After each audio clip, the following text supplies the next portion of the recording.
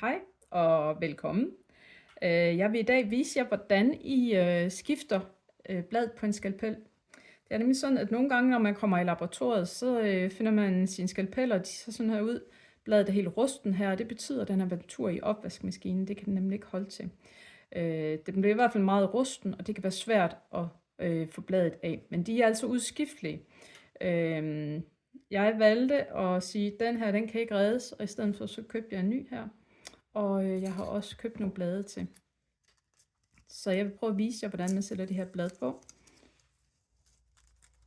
Og hvordan man tager det af igen, hvis man nu skulle have brug for det. Se, bladet ser sådan her ud, og den er skarp på den her ende. Og så kan I se, at der ligesom er sådan et sted, hvor man kan sætte den på skalpellen. Her for enden af skalpellen, der er der sådan en lille rille ind, og den kan altså slides herind over. Nogle bruger fingrene. Jeg kan godt lide at bruge en tang. Jeg synes, det virker mere sikkert. Så det jeg gør, det er, at jeg sætter den ind her.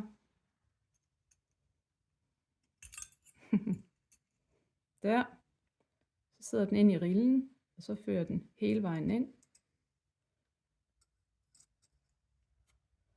Og det gør jeg indtil den siger klik. Der er sat en klik. Så nu sidder den fast.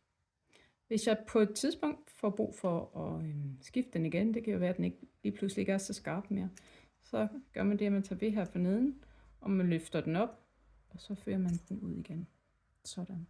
Og den her, den er jo vældig skarp, så derfor skal den i en spand specielt til skarpe genstande.